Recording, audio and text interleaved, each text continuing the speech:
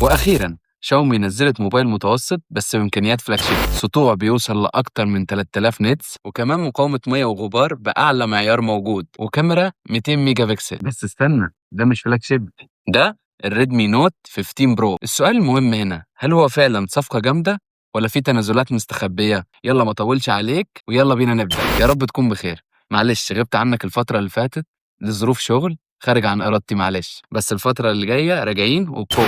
الشاشه هنا نقطه قوه حقيقيه، الشاشه هنا مختلفه فعلا عن الجيل اللي فات. الشاشه اموليد جايب مساحه 6.8 من 10 بوصه بدقه 1.5K، والاهم من ده كله بالنسبه لي انه الشاشه فلات مش كيرف، وده بالنسبه لي بيبقى احسن في الموبايلات لان الشاشه ما بتتكسرش بسهوله. معدل تحديث طبعا 120 هرتز، الوان قويه وتفاصيل حتى وسلاسه تحسها من اول لمسه، بتدعم ال HDR10 بلس والدولبي فيجن، والسطوع بيوصل ل 3200 نتس، يعني هتشوف الموبايل كويس تحت اشعه الشمس. وكمان معدل التحتيم البي دبليو ام كويس 3840 هرتز، يعني هيريح عينيك في الاضاءه الضعيفه. وفوق ده كله طبعا طبقه حمايه كورنينج جوريلا جلاس فيكتوس، فبصراحه ده من احسن شاشات الفئه المتوسطه حاليا. بالنسبه للتصميم، اول ما تمسك الموبايل كده هتحس ان الموبايل ملموم في ايدك. هو الظهر والفريم من البلاستيك، وده بالنسبه لي قرار كويس وذكي علشان يفضل السعر مظبوط، لانه لو بقي من المعدن طبعا سعره كان هيزيد شويه. وزنه 210 جرام، هو وزن تقيل شويه على المنافسين، وانا بالنسبه لي الموبايل لما بيبقى تقيل ما بيبقاش مريح، مع سمك 8 مللي، وده مش هيضايقك اثناء الاستخدام. وكمان شاومي وعدت ان الموبايل مقاوم للصدمات لو وقع من ارتفاع اقصاه 2.5 متر، طبعا لو نزل على سطح مستوي مش على زلط او حاجه زي كده، وانا انصحك طبعا ما تعملش الكلام ده. وزي ما قلت لك الموبايل مقاوم للميه والاتربه باعلى معيار IP69K، وده اعلى معيار حاليا موجود في الموبايلات. فانت لو هتصور تحت الميه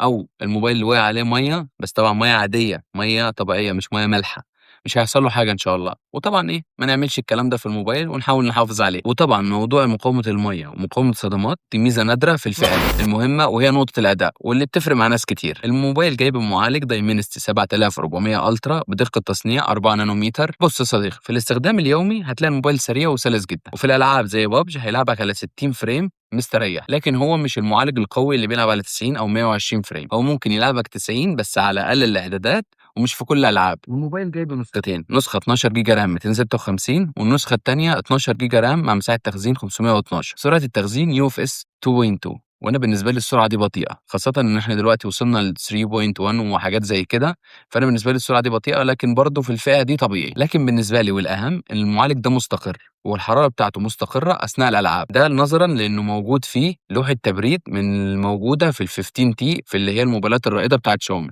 موجوده في الموبايل ده. من نقط القوه في الموبايل ده وهي البطاريه، بطاريه كبيره 6580 ملي امبير، يعني مع الاستخدام المتوسط هتقعد معاك يومين مستريح، مع شاحن مش سريع قوي 45 واط، كنت اتمنى لو يبقى اسرع، لكن ده بيحافظ على استقرار الموبايل والحراره بتاعته ما تزيدش. ال 45 واط بيشحن لك الموبايل تقريبا في ساعه وربع. لو انت استخدامك تقيل وعايز موبايل يقعد معاك، فالموبايل ده حل مثالي ليك. ندخل بقى على الكاميرات. الكاميرا الاساسيه 200 ميجا بكسل مع مثبت بصري حقيقي واي اس 2 ميجا بكسل، الصور جايه بتفاصيل ودقه واضحه جدا، تقدر تعمل زوم وكروب زي ما انت عايز براحتك في الصوره. مع كاميرا الترا وايد 8 ميجا بكسل مقبوله في النهار، لكن بالليل الصور بتاعتها وحشه جدا. السيلفي 20 ميجا بكسل، في الاضاءه الكويسه الصور بتطلع حلوه، لكن غير كده الصور ما بتطلعش حلوه قوي. بالنسبه للفيديو، في الكاميرا الخلفيه بيصور 4K 30 فريم مع تثبيت بصري حقيقي وممتاز جدا كمان، لكن السيلفي اخرها 1080، وانا بالنسبه لي دي حاجه مش حلوه في الموبايل ده، كان نفسي تبقى 4K. الموبايل جايب سماعات ستيريو دولبي اتموس، الموبايل جايب اندرويد 15 مع هايبر او اس 2، ده ب4 سنين تحديثات اندرويد و6 سنين تحديثات سكيورتي ابديت. سعر النسختين للموبايل، النسخه ال 256 ب 19000 جنيه، 112 21 و500.